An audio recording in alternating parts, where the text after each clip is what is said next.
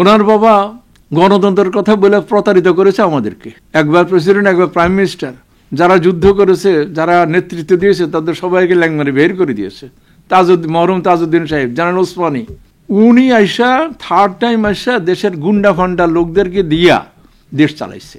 আমি এমন একজন ব্যবসায়ীকে চিনি, মোহাম্মদপুর অন্তর 15টা বাড়ি দখল করেছে, তার ছেলে কমার্স মিনিস্টার। How come? আমি মনে করি যদি শেখ হাসিনা নিজে দুর্নীতি করতো, 2-4 হাজার কোটি নিয়ে যেত, মানুষ আফসোস করতো না। কিন্তু উনি করছে, উনিও খেয়েছে আর ওনার ফ্যামিলির সবাইকে খেতে সাহায্য করছে, প্লাস অন্যরাও সুযোগ সুবিধা নিয়েছে। এবং সেই জিনিসটাই বর্তমান সরকার এবং আগামী দিনের সরকার একটু লিখে রাখা উচিত যে ওদের এই অবস্থা হয়েছে, আমরা করলে আমাদের এই অবস্থাই হবে।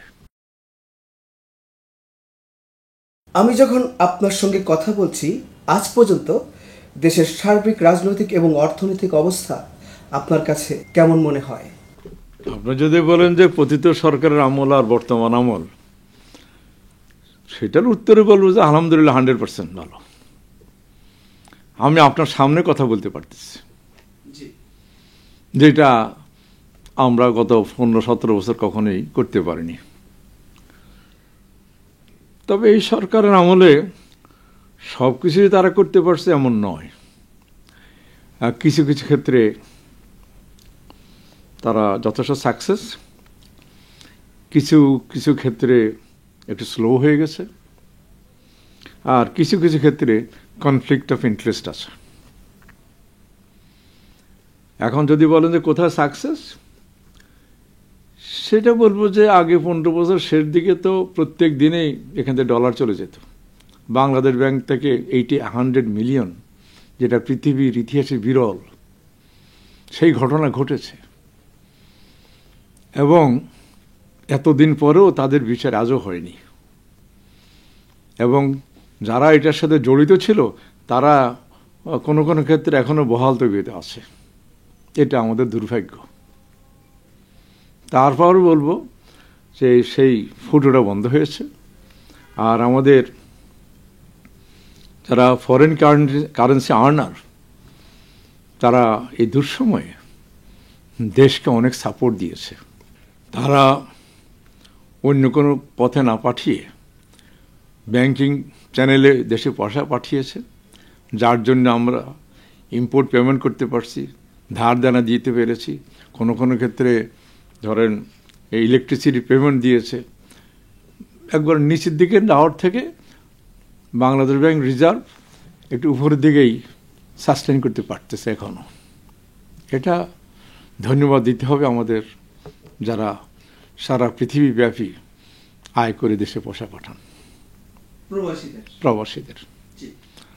যদিও আমার মনে হয় এয়ারপোর্টে এখনও আমরা সেই প্রবাসীদেরকে সম্মান দিতে পারি কি না সেটা এখনও চিন্তার বিষয়। আমরা বিদেশে গেলে আমাদেরকে বিশাল লাইনে ধরতে হয় বাংলাদেশ পাসপোর্টের জন্য। আবার এই দেশে আসলেও ফরেন পাসপোর্টওয়ালারা সামনে দিয়ে চলে যায় কুইক এক্সিটের মাধ্যমে, আর আমাদের দেশের লোকটা দাঁড়িয়ে থাকতে হয়। এটা আমার কাছে খুব দুঃখজনক।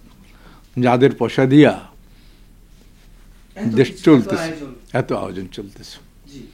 আরেকটা জিনিস ওনারা অ্যাড্রেস করতে পারেনি, কোভিডের পর হইতেই গার্মেন্টসের ডিক্লাইন ছিল। মেগা প্রজেক্টের জন্য মেগা দুর্নীতি করে মেগাভাবে পয়সা দেশ থেকে নিয়ে গেছে। ওই জায়গাটা ওনারা ভালোভাবে অ্যাড্রেস করতে পারেনি, যার জন্য আমেরিকার এটার জন্য একটু হুমকিতে ছিল, সেটা ওভারকাম করতেছে হয়তো। কিন্তু অনেক বড় বড় গার্মেন্টস বন্ধ হয়ে গেছে, আমাদের এক্সপোর্ট কমে গেছে। তো সেটা এখন সেই মানি সার্কুলেশনটা কমে গেছে, যেটা লোকাল বেচা কেনা কমে গেছে। দোকানদাররা হয়তো কোনো রকমে দরজা খুলে বেঁচে আছে। এই জায়গাটা মনে হয় ভালোভাবে অ্যাড্রেস করতে পারেনি সরকার। সরকার কেন করতে পারে সেটা আমি জানি না, আমার ধারণা। আর রাজনীতির ব্যাপারে বলবো যে 100% ওকে। কমিশনগুলো গঠন করেছে, হয়তো সবার মন মতো অনেক কিছু হয়নি, কিছু তো হয়েছে, অনেক কিছুতে অ্যাগ্রি করেছে। তা আপনি একসাথে বসা মানে, বিভিন্ন দল বসা মানে হচ্ছে কোনো কোনো ক্ষেত্রে একসাথে হবে, কোনো কোনো ক্ষেত্রে দ্বিমত থাকবে। এইটাই গণতন্ত্রের নিয়ম। দ্বিমত থাকার পরও এগিয়ে যেতে পারে, সেটা হওয়া উচিত। এখন আমি সেই জায়গায় যথেষ্ট উন্নতি করেছে, এবং বাকি যেটুকু আছে সেটুকু কম্প্রোমাইজ করে দেশ ইলেকশন দিয়ে ওনারা আমাদের পথে চলে যাক, আলহামদুলিল্লাহ। আপনার কেয়ারটেকার উঠানোর মধ্যে 15 বছর তারা স্বৈর শাসন করেছে, কাউকে কথা বলতে দেয়নি, ঘুম করেছে, হত্যা করেছে। এটা তো বহুবার বলতেছি, এখন বহুবার বলতে হবে আরো। ওনার বাবা গণতন্ত্রের কথা বলে প্রতারিত করেছে আমাদেরকে। একবার প্রেসিডেন্ট, একবার প্রাইম মিনিস্টার, যারা যুদ্ধ করেছে, যারা নেতৃত্ব দিয়েছে, তাদের সবাইকে ল্যাংমারি বের করে দিয়েছে। মরহুম তাজউদ্দিন সাহেব, জেনারেল ওসমানী, উনি আইসা থার্ড টাইম আইসা দেশের গুন্ডা ফান্ডা লোকদেরকে দিয়া দেশ চালাইছে। আমি এমন একজন ব্যবসায়ীকে চিনি, মোহাম্মদপুর অন্তর 15টা বাড়ি দখল করেছে, তার ছেলে কমার্স মিনিস্টার। How come? আমি মনে করি যদি শেখ হাসিনা নিজে দুর্নীতি করত, 2-4 হাজার কোটি নিয়ে যেত, মানুষ আফসোস করত না। কিন্তু উনি করছে, উনিও খেয়েছে, আর ওনার ফ্যামিলির সবাইকে খেতে সাহায্য করছে, প্লাস অন্যরাও সুযোগ সুবিধা নিয়েছে। এবং সেই জিনিসটাই বর্তমান সরকার এবং আগামী দিনের সরকার একটু লিখে রাখা উচিত, যে ওদের এই অবস্থা হয়েছে, আমরা করলে আমাদের এই অবস্থাই হবে। এই দিক থেকে আমার মনে হয় সঠিক পথে আগাচ্ছে। তাড়াতাড়ি ইলেকশনের ডেট অ্যানাউন্স হয়ে গেছে। ইলেকশন হলে যে উইন করবে সে দেশ চালাবে। আর ইলেকশন যত দেরি হবে, এই মব কালচার চলবে, আওয়ামী লীগের লোকেরা ঝাঁকে ঝাঁকে আসবে, অসুবিধা করবে, আর বিদেশে আমাদের অ্যাকসেপ্টেবিলিটি নষ্ট হয়ে যাবে। দেশের লেখাপড়া তো ডাউনগ্রেডে চলে গেছে। কত বছর শুধু বলছে যে GPA 5 দেওয়ার, যাই হোক না হোক লেখাপড়া ছাড়া। এইবারই প্রথম দেখা গেল 30%-33% ভালো রেজাল্ট করতে পারেনি। আমি মনে করি, আমি অত্যন্ত দুঃখিত যে বর্তমান সরকার এডুকেশনের দিকে অত মনোযোগ দেয়নি। আর একটু মনোযোগ দেওয়া উচিত। শুনেছি প্রধান উপদেষ্টা গ্রামীণ ইউনিভার্সিটি করতেছে, উনি অন্য 100টা ইউনিভার্সিটি গ্রামীণ ইউনিভার্সিটি করবে কেন? উনি করবে ওয়ার্ল্ড ক্লাস ইউনিভার্সিটি, যেটা বিদেশ থেকে লোকেরা এসে পড়ে এখানে। সেটা যদি হয়ে থাকে আলহামদুলিল্লাহ, না হলে আমার পার্সোনাল রিজার্ভেশন আছে, এটা দরকারই ছিল না।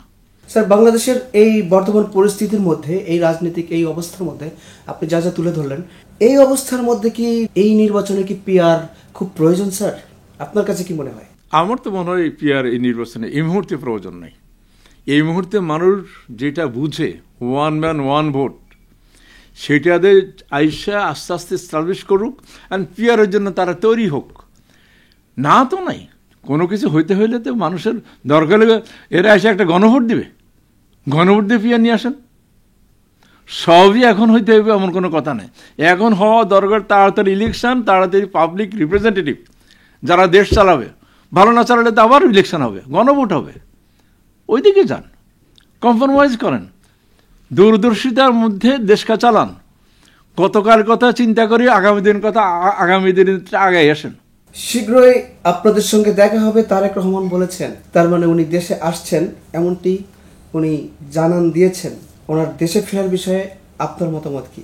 উনি একটা বড় দলের নেতা, ওনার ইয়াং জেনারেশন, ওনার ফলোয়ার। আমি তো আগে একটা ইন্টারভিউতে বলেছি, শীতের দিনেও ওনার ফলোয়াররা পাঞ্জাবি পরে ওনার সাথে দেখা করতে আসতো। তো কেউ না কেউ ওনাকে ভালোবাসে। ওনার সেই ভালোবাসা নিয়েই ওনার নেতৃত্ব উনি ধরে রাখার চেষ্টা করেছে। এখন ভার্চুয়ালি ভালোবাসা আর সরাসরি ভালোবাসা, দুটোর মধ্যে ব্যবধান আছে। এখন এখানে আসলে ওনার সহকর্মী অথবা ওনাকে যারা ফলো করে, সেই হিসাবে তো তারা উজ্জীবিত হবে, এবং উনিও দেখবে যে আসলে একটা জিনিস স্বপ্ন দেখা আর একটা জিনিস ফিজিক্যালি অনুভব করা, বিগ ডিফারেন্স। আমি বলতে পারি যে কোরমাটা একটু মিষ্টি হবে, না খাই বলে হইতেই পারে, কিন্তু আমি যদি আপনার কোরমা খাওয়াই, খাসির কোরমা, মুরগির কোরমা, তখন না খুবই ভালো হয়েছে। এখন উনি ভার্চুয়ালি রেগুলারই চিন্তা করতেছে, হয়তো না ঘুমাইয়ে, এখানে টাইমের 6 ঘন্টা ডিফারেন্স আছে, না ঘুমাইয়ে অন্যের সাথে মিটিং করে। উই অ্যাপ্রিসিয়েট দ্যাট, সেই জন্য উনার নেতৃত্ব ধরে রেখে পেরেছে। এখন দেশে আসলেও তো একই জিনিস, সকাল বিকাল সন্ধ্যা রাত 12টা-1টা পর্যন্ত কাজ করবে, তারা তার ফলোয়াররা তার সান্নিধ্য পাবে, এবং যেটা ভার্চুয়ালি ডিসিশন নিতে, এটা ব্যক্তিগতভাবে সবার সাথে আলোচনা করে আরও কুইক ডিসিশন নিতে পারবে এবং দেশের জন্য আরও ভালোভাবে কাজ করতে পারবে, আমি আশা করি।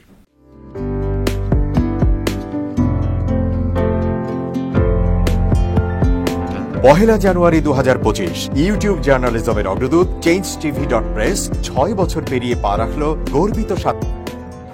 আমি অত্যন্ত আনন্দিত হলাম যে চেঞ্জ টিভি আগামী কয়েকদিনের মধ্যেই 6 বছর পূর্ণ করবে। আর হাঁটি হাঁটি পা পা করে চলা শুরু করে এখন সে বেশ দৌড়াদৌড়ি করছে বলা যেতে পারে। ও নামটাও অত্যন্ত বলবো যে সিগনিফিক্যান্ট, যে চেঞ্জ, এই গণঅভ্যুত্থান কিন্তু চেঞ্জ চেয়েছে।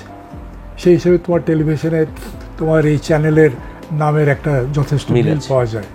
আমার প্রত্যাশা যে এই গণঅভ্যুত্থানের যে প্রত্যাশা, যে আশা আকাঙ্ক্ষা, চেঞ্জ টিভি সেটিকে এগিয়ে নিয়ে যাবে। তোমাকে শুভেচ্ছা। চেঞ্জ টিভি যারা সম্পৃক্ত আছেন, যারা কর্মী আছেন, সামনে পেছনে সকলকে আমার শুভেচ্ছা।